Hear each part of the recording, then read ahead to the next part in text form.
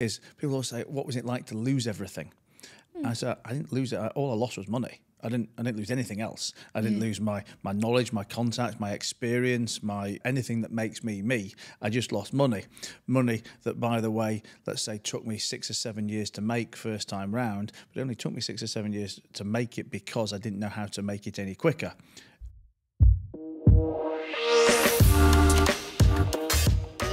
Welcome to the show, Matt. It's great to have you. Thank you for having me. I do love that our PR team's connected us. It sounds so Dubai. so bougie. So bougie. That's right. Would you like to give everyone a little bit of a backstory as to who you are, and then we'll dive into... I've got a zillion questions I want to ask. Well, no matter how many times I've been asked, I still can't find a way to make this quick. So I'm gonna get a little bit quicker every time. So long story short, I mean, I've been a career entrepreneur. I always wanted to be in business when I was a kid. My old man had his own business. I guess that inspired me in some way, shape or form. Started working in a family business when I was 18. I kind of avoided university to go there, much to my parents' disgust. Took over that business, effectively fired everybody, started from scratch. Took a failing business insofar as it was losing 300 grand a year to become a profitable business that was making 30 grand a year 2 or 3 years later. Not big numbers, but just the principle that as an 18 to 21 year old, I got thrown in at the deep end and got to experience every problem imaginable. Left there, wanted to work in leisure. I didn't know anything about leisure other than the fact that as a 21-year-old guy, I wanted to run bars, get paid, as I thought, to get paid to meet girls and drink. Ran a couple of pubs to varying degrees of unsuccess. Opened a strip club in 2004 that hit the ground running, and that was the start of the big uptick for me, really. And across the next 4 years, became the biggest strip club operator in the UK. I ended up opening other bars and clubs and hotels and restaurants and and a finance business and all kinds of different things. I guess it was my first cycle. It was during the early to mid 2000s when anyone who's old enough to remember will know that nothing could go wrong then. You could just keep borrowing money and selling things, and everything was always going to be tickety-boo until it wasn't. In mid-2008, our lenders started to close the doors. I had the rug pulled from under us pretty quickly, and in the space of about 2 months, I went from still opening bars, still raising money, still riding high in what were 10-figure businesses effectively, to being both corporately and personally bankrupt by the middle of September. I had a 1-year-old daughter. And I had an ex-wife at the time, my daughter's mother, and I kind of got back on the horse pretty much straight away. Started to work in finance. Then I decided I knew how to be a lender because I'd spent so much time by being a borrower. And fast forward the next, what is probably 16 or 17 years, I've spent the last 16 or 17 years lending to and investing in other UK businesses. It's been a combination of money and experience, really. I call myself, I say a problem solver. Others would probably call me a problem maker. But from all the problems I've made, I guess I've got many solutions to struggling entrepreneurs out there. My business model is a combination of money and advice, and that kind of fast forwards me to today. What do you look for then when you're investing in a business? Because I feel like I'd want to offer it to everyone. I know you got to know the numbers are there, but I'm sure sometimes it's not, but you can see they got the passion. I don't know, how would you pick? For me, one of the most important things to look for is, what do you know and understand yourself? I made a tweet yesterday which said, just because a business idea is sexy doesn't mean you're the best person to operate it. I know that's operating, not investing, but the same logic kind of holds true, in that you need to understand what you're investing in. Yes, you could be backing a great person who knows what they're talking about, but it's also very easy for them to then go off piece, for them to pull the wool over your eyes, or even not maliciously, just think things go wrong. So I like businesses that I know and understand. Yeah. I always sound quite old school in that respect. I'm not very good with tech. I'm not very good with science and those kind of things. I like, what I call meat and potatoes businesses. So retail and finance and property, things that I can really touch and feel and understand. I personally don't like startup businesses. Okay. Again, that's just a me thing. I've had my fingers burnt so many times in startups, and I think it's also harder to test the mettle of an entrepreneur in a startup business than in an experienced business or a more established business. I'm not saying it has to be a profitable business, but I like it to have gotten past proof of concept. I like some turnover to be coming in there, and I like to also invest in assets. something physical, something a bit tangible, that if things do go wrong, there might be some way of me recovering a bit of money. I could talk all day about it, but that's two or three key things. But I think, that the main thing anyone should look at when they're getting involved in any business as an operator or as an investor, you've got to do something that you know and understand. Yeah. What was it like having to build yourself up from scratch again? Bankruptcy is a big deal in anywhere in the world. I always say that I think people expect me to have a more exciting comeback story insofar as, dark days of depressive moments of suicide and the bottom of a bottle. And I just haven't got it because, for me, it was much more of a practical reality that, yes, I wasn't bankrupt yesterday, and yes, I had all these businesses and these cars and this money. And today I haven't got any of that, but what I have got is a daughter who needs nappies and an ex-wife that needs a roof over her head, or current wife at the time who needs a roof over her head.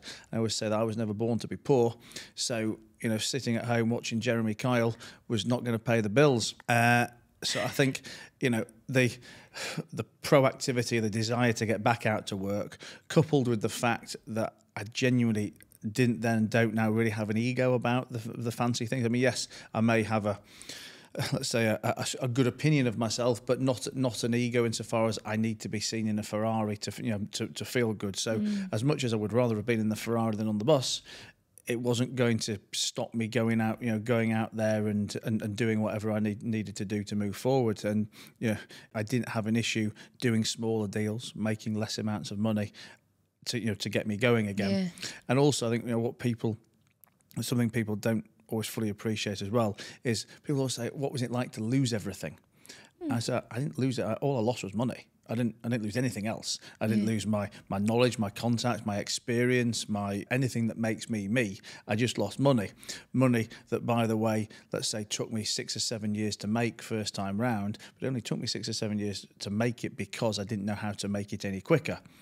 Because I knew how to make it, second time round, I had everything I already had, plus all the last 7 years of experience. So when I made my money back the second time round, I made it back a lot quicker and a lot bigger than the time before. You hear that a lot in business, actually. The second time, or the hardest million to make is your first million, and then the rest is easier. I forget the exact.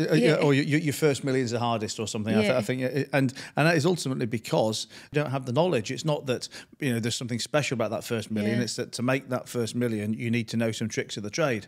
And until you've learnt them, you can't make the million. And then when you've made it, everything starts to snowball on top of that. I think for me, almost like the hardest bit is not so much making the first million, but it might be getting past the next, I don't know what the number is, 5 million or 10 million, because what tends to happen is that's where complacency or ego or arrogance then sets in, and the people who've made a few million start to then get very inflated opinions of themselves, think that they know everything, especially in smaller towns, where someone's like a big fish in a small pond, and they think that, I've made 5 or 6 million quid, I'm a big shot and I know everything. And it's ultimately that arrogance that then stops them making the 50 or the 100. And, the people who've got the big money, have got the hunger to keep learning, the humility to know that they need to go and take advice from other people. I think it's not why I came to Dubai, but one of the great things I've learned about Dubai, it's a fantastic leveler over here, because whatever you've got, everybody else has got so much more than you've got. You've got a Rolls Royce, who gives a shit? Because this guy's got 15 of them in different colours. You've got a boat, your boat's like a dinghy compared to his boat, and I think that's where you always need to put yourself in that position to to keep growing and to keep getting better. I had a friend that came out and he said, where was my sports car on arrival? Because clearly everyone's got a sports car here. Like it's nothing. In the UK, you're like, oh, it's someone's got a fancy car, but it's not a thing here. But I think as well, we, as much as I say I don't have an ego, I do feel that UK ingrained mentality that you need to have a fancy car to feel something good about yourself. And it's because if I was in England, I'd always have to have some nice cars. I'd love going to Spain. Whenever I got off the plane in Spain, I'd always just hire a crappy little hire car, and I'd be more than happy to drive around in it. And for the first 2 years of me being in Dubai, I didn't have a car. I just took Ubers. And because I don't particularly enjoy driving anyway, certainly not around the roads of Dubai. Yeah.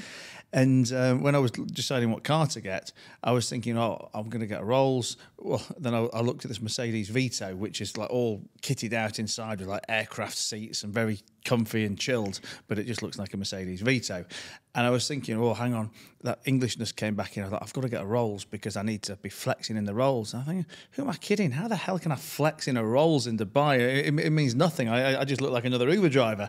So I thought, no, I'm going to get what I actually want, which is the comfort of the Vito. So. Yeah, I think something in terms of when we've been speaking and, you know, the communication that I've got, you very much lean into being 100% who you are, very authentic, and your personal brand. Mm-hmm. You are your personal brand. And I think from what you're doing in business, it's important as part of your business role. You've got your own podcast, you create content, and you don't monetize that in a massive way. We were chatting a wee bit before. Why do you think that's kind of a bit of an important part, or why do you do that, maybe? Well, I mean, just talking personal brand for a minute before I get into my bits of it, I think a big mistake a lot of people make is overcomplicate what personal brand is. And I think because there is a word, personal brand, people think that to have one, it means they have to go out and do something to have one. And obviously what I always try and tell people is, you already have a personal brand. Yeah.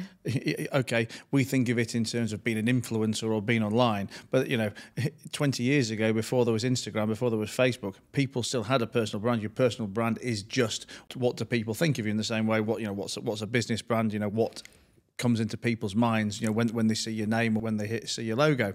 So everybody has a personal brand anyway. People again make the mistake, and we were talking that you do presentations to corporates for their let's say non-C-suite people and stuff to learn about building a personal brand.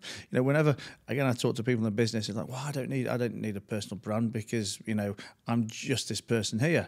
So you're completely missing the point of the fact that what are you going to sit in this desk for the rest of your life and work for this person forever? That personal brand is how you're going to get promoted. It's how you're going to get another job when you need another job. You just cannot overstate the importance of having a personal brand. I'm kind of contradicting myself. You've already got a personal brand. What you need to do is define and control your personal brand. And then when you've got it defined and controlled, you need to amplify the hell out of it. So yeah. I think that kind of sets the scene for my podcast came about by accident. All of my, let's say, personal branding activities really came about by accident. When I went bankrupt back in 2008, had some smelly Google out there. That was just off the back of the fact that I guess when you're up, the press love you, and when they're down, they'll take advantage. I'm not asking for any sympathy. I was young and hungry and aggressive and probably did things I shouldn't have done, and it was a bit of smelly Google. I haven't heard that term before. Smelly Google. Oh, is that a mathology? Well, you know what? It's funny. I do use the word smelly for quite a few things that we'll talk about. A smelly company or a smelly problem in business. And it's now actually I have a new baby. She's 15, 16 months old now, and she's actually called Smelly. So, well, not on a passport, but she turns her head when you shout Smelly, and everybody knows her as Smelly Haycox. So that's hilarious. My stepdad actually calls me Smelly, but that's more rhymes with Kelly. But yeah, well, she's called Nelly, and people go, "Oh, is it Nelly?" And she's Smelly Nelly. I'm like, no, she just smelt when she was a baby, and it's stuck with her. Thank you for the smelly Google. I might need to adopt that one. But yeah, so I had some smelly Google. Come 2016, 2017, when my businesses were growing again, and I'd be meeting new people, and they would just naturally Google you as anyone kind of does in life, and they'd see this bad Google. And it wasn't that there had been new bad Google; it just also hadn't been any new good Google. And all you could see about me was the stuff from 7 or 8 years prior. So we started creating content. I was working with PR guys at the time. Started creating content just to put new good stuff up there to push the old bad stuff down. And I guess in simple terms, the best way to rank on page 1 in Google is to make sure you've got a profile on all the high domain authority sites. So you want to be on Facebook, you want to be on Instagram, you want to be on LinkedIn, you want to be on Twitter. You've already taken care of 40% of the 40% of the page 1 rankings there. So I was getting my profiles on there, creating content, but we then found the easiest way to create content, or an easy way, would be to do a podcast, because I then had an audio and visual piece of content like what we're doing now. We've got the audio version for Spotify, the video version for YouTube, but then cut it into mini clips, turn it into a transcript, turn it into a quote, a tweet, whatever. So the podcast just was started as a lazy, easy way for me to create some content. Then as I did it, over time, I started to realise that it was giving me two great benefits. One, which was a credibility builder. Again, when you Google me, so we've mentioned YouTube. That's another great first ranking SEO, first ranking thing. So you've got your 5 spots out of the first 10 on Google already, but if someone would Google me and they'd see me sat in podcasts with celebrities or CEOs or a member of the royal family or whatever it may be, so it gave me an immediate credibility boost for people who didn't already know me. And also the podcast was a great networking tool. I've met so many people on the podcast that have just been great to have in my network, done some business with some, had some good fun with others, used others as an introduction to another introduction. So, I mean, I say to everyone that, everyone should have a podcast, because I just think ultimately, even if no one watches it, no one listens to it, it's just a fantastic framing for you to sit down and be able to talk to the people that you want to talk to ask the questions you want to talk, and help you in your own business. Yeah. So if you were investing in someone, would that be something that you would look at? That do they have a personal brand? I've never been asked a question, and I've never even thought about it until now. I mean, listen, I wouldn't say it would prevent me doing business with someone, but as long as that person was, let's say, personally brandable and amplifiable, which the reality is they probably would be, otherwise I wouldn't be wanting to do business with them anyway. Then I would certainly advocate for the fact that they should grow that personal brand. I mean, I have this conversation with a couple of the CEOs who run businesses that I am invested in or that I am partnered with, and because most of them, well, all of them really talk from the perspective, I don't want to be seen, I get that a lot. but you already are seen, and okay, you might not want to be seen as much, but you're going to get seen anyway, and you might just not be seen in the light that you want to be seen. So, and someone I do work with at the minute, she used to fight this kind of stuff all the time, and has started to do a few pieces of press, a few online articles, and in the first week, already seen that her LinkedIn inbox has been flooded with opportunities to meet investors, to meet other business owners and stuff. So I mean, kind of go off on a tangent from the original question, but you just cannot overstate the importance of having a good and amplified personal brand. Yeah, I feel like I need you as an ambassador, building that alongside, because it's Smelly Matt, the personal brand ambassador, cheering you along, going 100%. Have you ever considered writing a book or anything? I've actually started and just never finished. Okay. So maybe you need to get someone to help tie it together. Can I guess what the title will be? Smelly something. Smelly business problems with Matt Haycox. What is kind of some of the themes that you talk about on your podcast?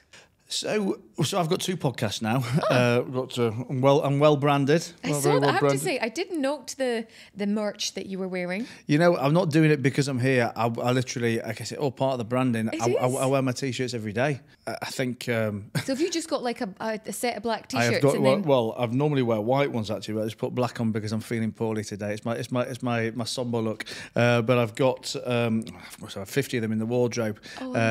Just white ones, black ones. Some advertise a podcast. Some have got some of my slogans on the back. I've got one.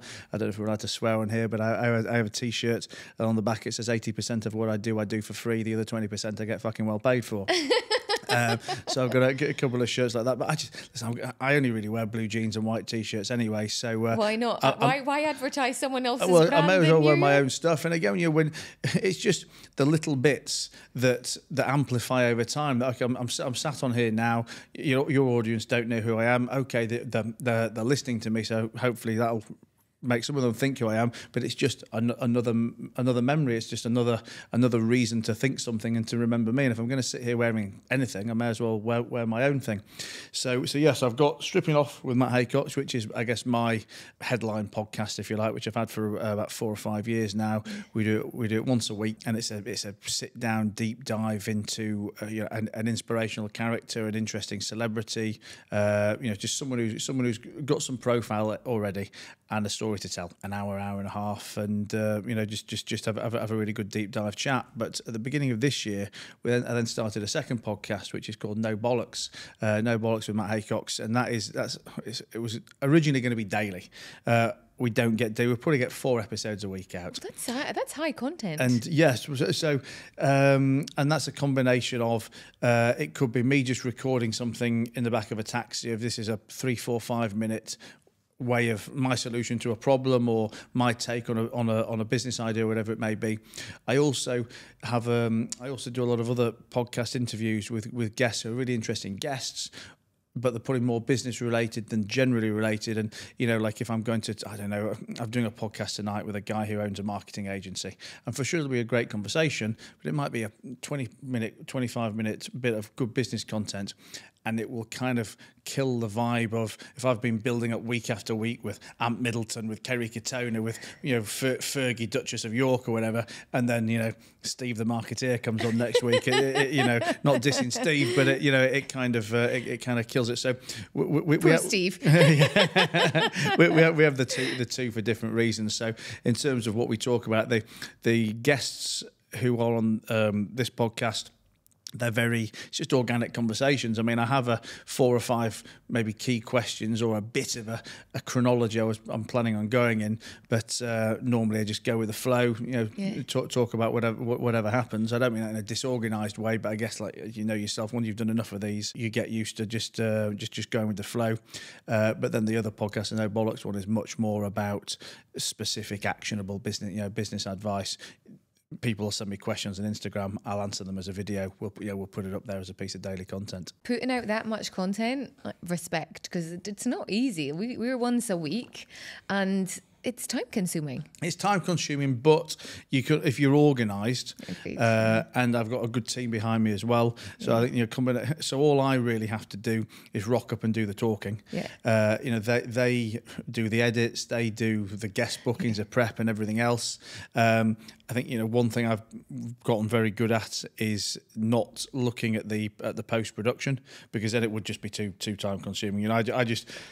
I trust that they know what they're doing. They know that they know how we need to get it in its best state to get out. They know what I like or don't like, or what some good mini clips of me would be. And genuinely, I've never ever watched one of my episodes back. Yeah. I mean, back in the very beginning, when I was making content, I used to watch stuff, and I used to cringe. I couldn't watch anything. Then as time went on, and I kind of got better, and because it was important to be able to watch it to know how to get better. But now I don't watch it, not because I'm going to cringe, just because I simply wouldn't have the time. But we can batch stuff together. If I go back to London, I might record 15 podcast episodes in a week. I mean, I've got a limit to what I can do without blowing my mind on it. Because as much as these, I always prefer being a guest than a host. I say prefer. I mean, as in, I can relax being a guest because I'll answer any question. I can come totally unprepared because whatever you're going to ask me, I know what the answer is. But even if I'm just going with the flow as a host, I still need to have a bit of mental capacity to what's the next question? How do we tie that together? So on that note, because it was one of the things I was thinking, when you're out there in the entrepreneurial space, what would you give to someone who's listening now, the best tip or something that you wished you'd known back in 2007? What tip would you give them? So, well, one of the things I always wish I'd have done earlier on in life was embrace partnerships more. I used to, whether it was ego or control or whatever, I very much spent my kind of early, mid, late 20s thinking that I had to own everything, I had to control everything. And as time's gone on, I've very much appreciated that I can make a lot more by having a smaller piece of a much bigger pie, being that controlling person. And I use the word partnerships in the highest level, loosest sense of the word, whether that means that someone genuinely has equity, or whether it just means a profit share, or whether it just means we work closely together. But I think, don't have a desire to, to kind of hold on to everything, spread the love, realize that you don't know everything. And I'd go as far as to say, particularly for new business owners, you don't know anything. The most important thing you should know as a first-time business owner is you know absolutely nothing, and you've got to have the humility to understand and accept that. and go and ask the people for for help, whether that's asking people, reading books, going to courses.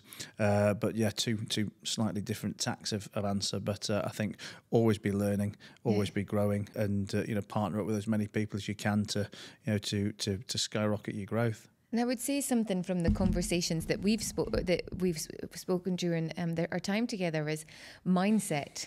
Mm-hmm. And if there's anything of all the challenges that you've been through in your business growth up and down, something that strikes me is your mindset. Like there's no, let me feel sorry for myself here. It's like, no, let me go out and go and do this, or let me see where I can build and grow, and whether it's podcasting, take the bulls by the horn and go for it, or whether it's getting yourself out of debt.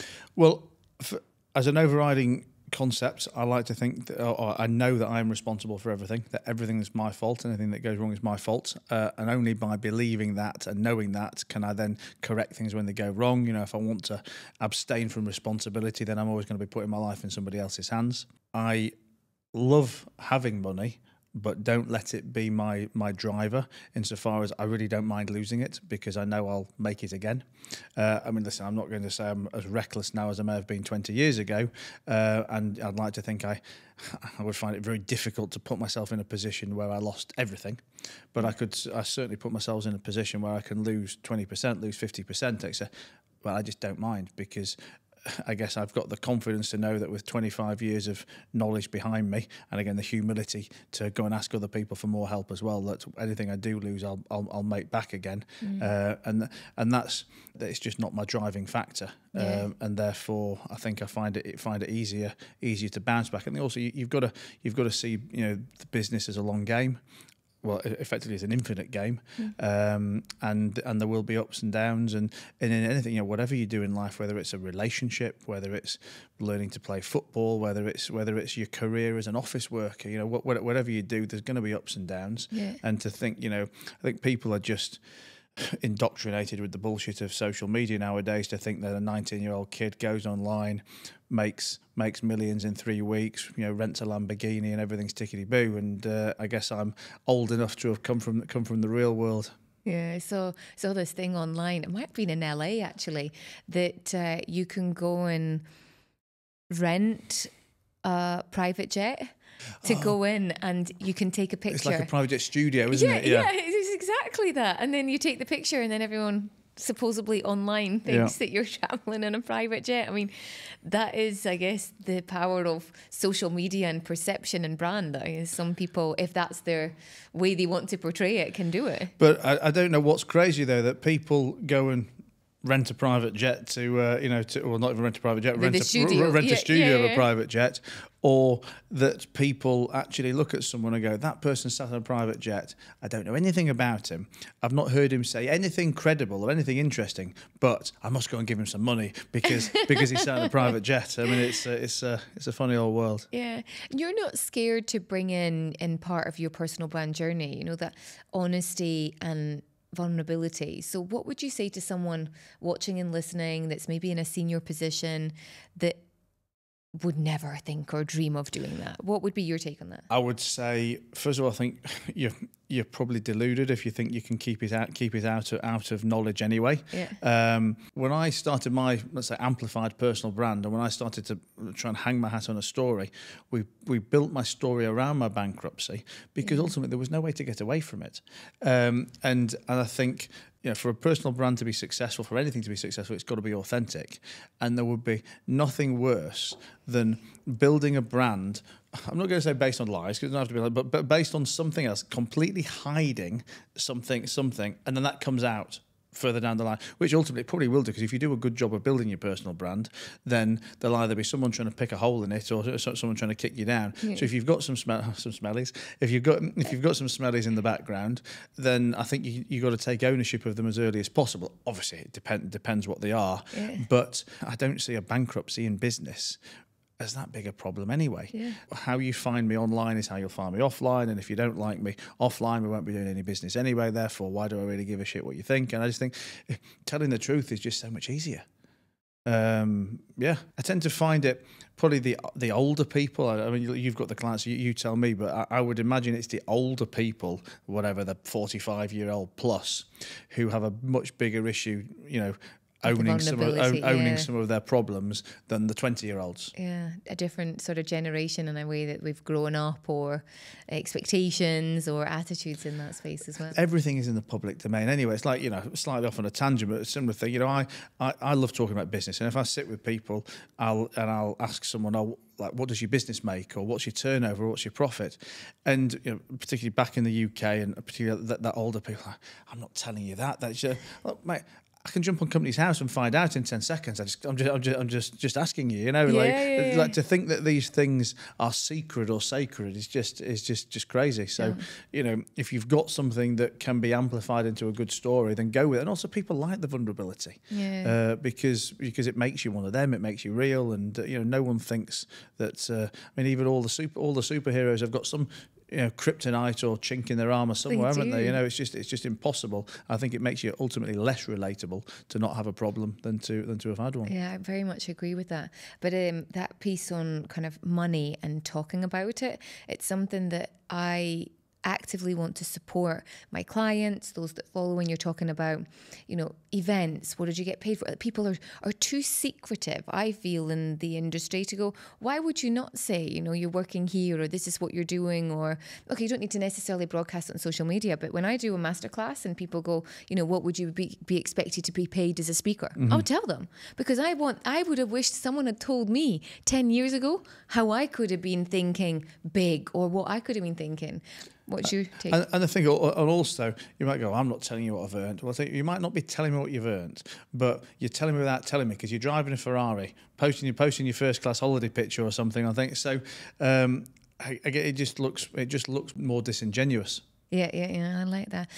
So what's next for you in the kind of journey? You've moved over here. You're now, what is it, 4 years, 3 years? Four years into Dubai. Yeah. Like I said, came by accident. Certainly stayed on purpose. I can't see me leaving here. I'm not going to say ever, but I also don't overthink it. I came here with a suitcase and thought I could move back with a suitcase. Literally, I just come back from Bali, and I absolutely fell in love with Bali and could very much see myself spending 4 or 5 months of the year there. And I think I'm very, I just go with the flow.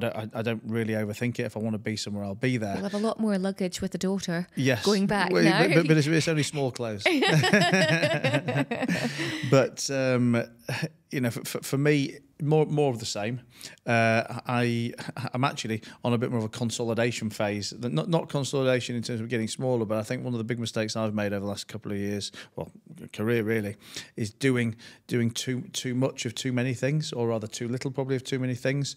And I'm really appreciating the power of focus at the moment. Mm-hmm. And that if I look at the businesses I've got, I've probably got 2 businesses that make, it's not even that they make 80% of the money and the other 8 make 20%. These 2 businesses are going to make all the money. The other ones might make a bit or lose or this. And I don't know why I keep picking up these things and distracting myself. I think if I can get rid of all these other bits and just have all my time to concentrate on the bits that I've already got a great system on, and I can make that system better and bigger and amplify it, I'll ultimately, make much more money, have less stress, and have more fun. So a bit of consolidation, a bit of focus, but yeah, just doing more of the same. I'll have no interest in retiring or particularly doing less. I love business. Yeah. I love talking to other business owners. I love dealing with business owners who've got a problem, which is why I love the lending business, because even though, okay, in its purest sense, I borrow money from someone and I lend it to someone else, but that person I'm lending it to, it's always a different story. It's always a different problem. And, when it does come to money, it brings out all kinds of different sides of people as well. So I like the personalities and like the challenges. Right. Thank you so much for sharing all your time. No problem. Would love for you to answer a couple of the quick fire questions. Yes. That I've written down. It moves to this side. Yeah. So pick away. I want to be surprised. So what's this? Here we go. What does this say? You can read my handwriting. I spend too much time. Well, that probably follows on from what I've just been saying. I spend too much time doing things that distract me from the things that I should be focusing on.